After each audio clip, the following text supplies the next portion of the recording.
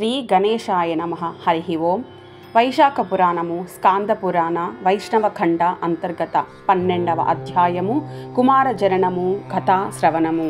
మన్మధుని దహించి శివుడు అంతర్ధానము చెందగా గిరిరాజపుత్రికయగు పార్వతి నిరాశపడి ఏమి చేయవలెనో తెలియని స్థితిలో నుండెను. భయపడిన తన కుమార్తెను చూసిన హిమవంతుడును భయపడి ఆమెను ఇంటికి చేర్చెను. పార్వతియు పరమశివుని రూపమును ఔదర్యాది గుణములను చూసి నాకితడే భర్త కావలేనని తలచెను.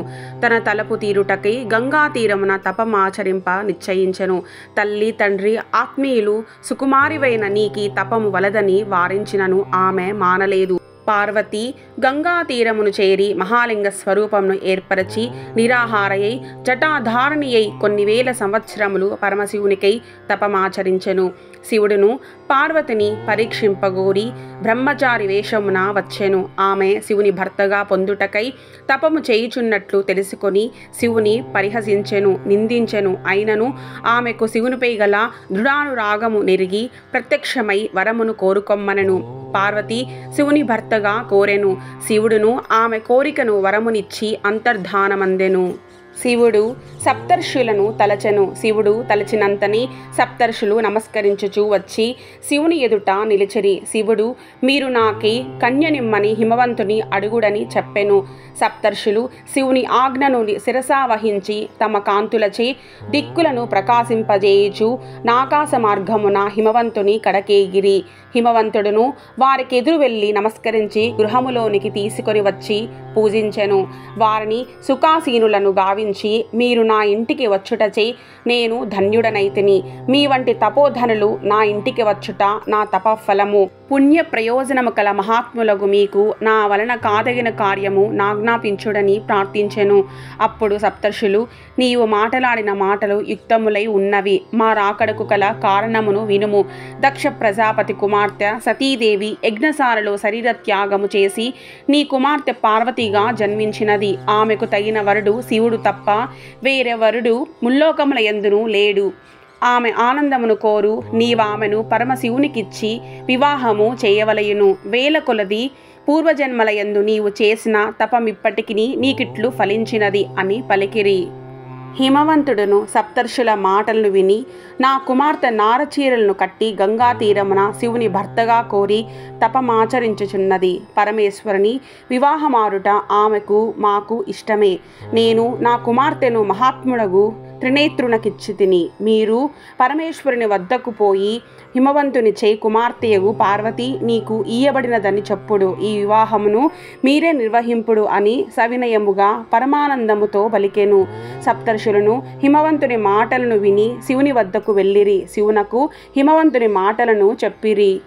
లక్ష్మీదేవి మున్నగు దేవకాంతలు, విష్ణువు మున్నగు దేవతలు, షణ్మాతలు అనగా కృత్తిక మొదలగు వారు మునులు అందరూ శివపార్వతుల కళ్యాణ మహోత్సవమును చూడవచ్చిరి. శివుడును సర్వదేవతా గణములు మునులు షణ్మాతలు పరివేష్టించి ఉండగా వృషభ వాహనారూఢుడై వేదఘోషతో భేరి మృదంగ భ్రభృతి వాద్యధ్వనులతో బంధు పరివారములతో హిమవంతుని పట్టణమును చేరెను. హిమవంతుడు శుభగ్రహ నిరీక్షితమగు శుభలగ్నమున పార్వతిని శివునకిచ్చి వివాహము కావించెను. వారి వివాహము ముల్లోకములకును మహోత్సవమయ్యెను. వివాహమైన తరువాత శంకరుడు పార్వతితో కలిసి లోక ధర్మానుసారముగా సుఖించుచుండెను. పగలు సర్వసంపత్ సంపన్నమగు హిమవంతుని ఇంటను, రాత్రులయందు సరస్తీరములయందు పుష్పఫల సమృద్ధములగు వనములయందును మనోహరములగు పర్వత సీమమలయందును శివపార్వతుల స్వేచ్ఛా విహారములతో సుఖించుచుండిని. ఈ విధముగా కొన్ని వేల సంవత్సరములు గడిచినవి. ఇంద్రుని శాసనమును అనుసరించి ఆ కాలమున సంయోగమున ఏర్పడిన గర్భము మరలా సంయోగమున స్రవించడిది. అందుచే శివుని కలయిక వలన పార్వతీదేవికి ఏర్పడిన గర్భము శివపార్వతుల పునఃసమాగముచే పోయేడిది. ఈ విధముగా గర్భస్రావములు జరుగుచుండెను. పార్వతీ గర్భము నిలుచుటలేదు. శివుని వలన పార్వతికి కలిగిన గర్భము నిలవకపోవుటచే పార్వతీ గర్భమున పుట్టిన రుద్రపుత్రుని వలన తారకాసుర వినాశముకు ఎదురు చూచుచున్న దేవతలకు ఆశాభంగము నిరాశ కలిగి విచారం అధికమయ్యెను. వారందరూ ఒకచోట కలుసుకొని పరమేశ్వరుడు నిత్యము వ్రతాసక్తుడై ఉన్నాడు. ఇందువలన గర్భములు నిలుచుటలేదు. కావున శివునకు పార్వతితో మరలా కలియుక లేకుండానట్లు చేయవలెను. ఇట్లు చేయుటకు అగ్నియే తగిన వాడని నిశ్చయించిరి. అగ్నిహోత్రుని పిలిచి, అగ్నిదేవా, నీవు దేవతలకు ముఖము వంటి వాడవు, దేవతలకు బంధువువు. నీవు ఇప్పుడు శివపార్వతులు విహరించు చోటకు పొమ్ము. వ్రతాంతమున శివుని దర్శించి శివపార్వతులకు మరలా కలియుక లేకుండానట్లు వ్యవహరింపుము. వారికి పునఃసంగమము లేనిచో పార్వతి గర్భము నిలుచును. వ్రతాంతమున నిన్ను చూసి పార్వతీదేవి సిగ్గుపడి తొలగిపోవును. అందుచే వారికి మరలా పునఃసంగమము ఉండదు. శివపార్వతుల వ్రతాంతమున నీవు శివునకెదురు నిలిచి శిష్యుడవై వేదాంత విషయమును ప్రశ్నింపుము. శివుడు నీ సందేహమును తీర్చును. ఈ విధముగానైనచో గర్భవతియగు పార్వతి పుత్రుని ప్రసవించును. తారకాసురుడు రుద్రపుత్రునిచే నిహతుడగును. మన కష్టములు తీరునని దేవతలు అగ్నిని ప్రార్థించిరి. అగ్నియు దేవతల ప్రార్థన అంగీకరించి శివపార్వతులున్న చోటకు పోయెను. శివపార్వతుల సంగమమున శివుని వీర్యము విముక్తము కాకుండగానే అగ్ని శివపార్వతుల వద్ద ప్రత్యక్షమయ్యెను. వస్త్రవిహీనమయ్యున్న పార్వతి అగ్ని రాకడను గమనించి సిగ్గుపడి బాధపడుచు చాటునకు పోయెను. శివుడును పార్వతి తన దగ్గర నుండి దూరముగా వెళ్ళుటచే అందుకు కారణమగు అగ్నిపై కోపించి, మా సంగమమున కాటంకము చేసితివి, వీర్య పతనమునకు స్థానము కాదగిన పార్వతి ఇట లేకుండుటకు నీవే కారణము. నా ఈ వీర్యమును నీవే భరింపుమని పతనోన్ముఖమైన తన వీర్యమును అగ్నియందుంచెను. అగ్నియును దుర్భరమగు శివవీర్యమును భరింపలేక బాధపడుచు ఎట్లో దేవతల వద్దకు పోయి జరిగిన దానిని వారికి చెప్పెను. దేవతలను అగ్ని మాటలను విని శివ వీర్యము లభించినదని సంతోషమును, ఆ వీర్యము నుండి సంతానం ఎట్లు కలుగునని విచారమును పొందిరి. అగ్నిలోనున్న శివవీర్యము పిండరూపమున పెరుగుచుండెను. పురుషుడగు అగ్ని దానిని ప్రసవించుట ఎట్లు విచారపడిన అగ్ని దేవతలను చేరి రక్షింపగోరెను. దేవతలు విచారించి అగ్నితో కలిసి గంగానది వద్దకు పోయిరి. ఆమెను బహువిధములుగా స్తుతించిరి. నీవు మా అందరికిని తల్లివి, అన్ని జగములకు అధిపతివి. దేవతల హితమునకై శివవీర్యమును నీవు భరింపమని కోరిరి. గంగాదేవి దేవత ప్రార్థన అంగీకరించెను. దేవతలు అగ్నికి గర్భమును విడిపించుకొను మంత్రమును ఉపదేశించిరి. అగ్నియు దేవతలు చెప్పిన మంత్రబలమున తనలోనున్న రుద్రవీర్యమును గంగానదిలో నుంచెను.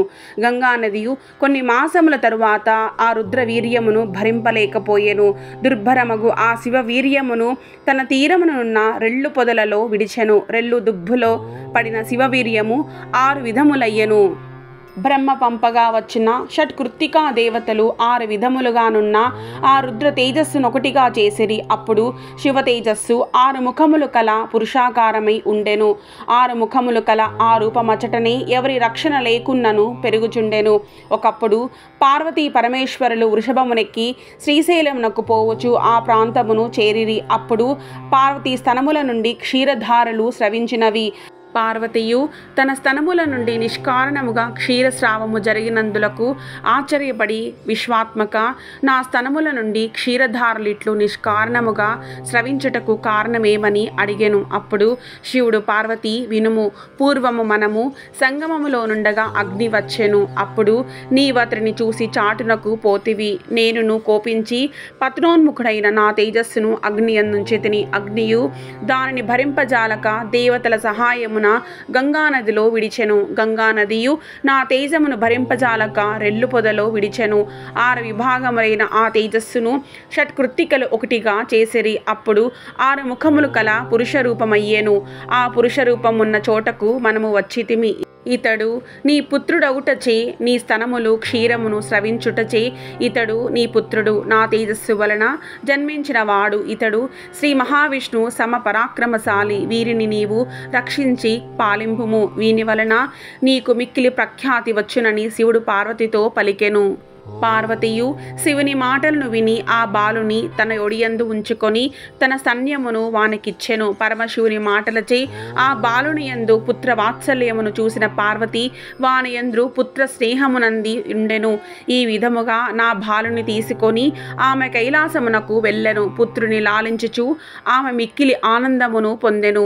రాజా, పరమాద్భుతమగు కుమార జననమును నీకు వివరించితిని. దీనిని చదివినను వినినను పుత్ర పౌత్రాభివృద్ధి అందును సందేహము లేదు. మన్మధుడు తపస్వియగు శివునిపై బాణ ప్రయోగమును చేసి వాని తపోదీక్షను భంగమును కలిగించి శివుని కోపమునకు దుఃఖమును పొందినను మరుసటి జన్మయందు వైశాఖ వ్రతమును చేసి పూర్వము కంటే గొప్పవాడయ్యను. కావున వైశాఖ మాస వ్రతము అన్ని పాపములను పోగొట్టును మరియు వైధవ్యమును కలిగింపదు. స్త్రీలకు భర్త లేకపోవుటను పురుషులకు భార్య లేకపోవుటను వైధవ్యమని చెప్పవచ్చును. వైశాఖ వ్రతమును చేసి రతి దహింపబడిన మన్మధుని పొందినది. మన్మధుడును దగ్ధుడైనను వైశాఖ మహిమ వలన భార్యను పొందెను. విశాఖ అను పదము కుమారస్వామిని చెప్పును. వైశాఖ వ్రతమున విశాఖ జనన శ్రవణము పుణ్యప్రదము.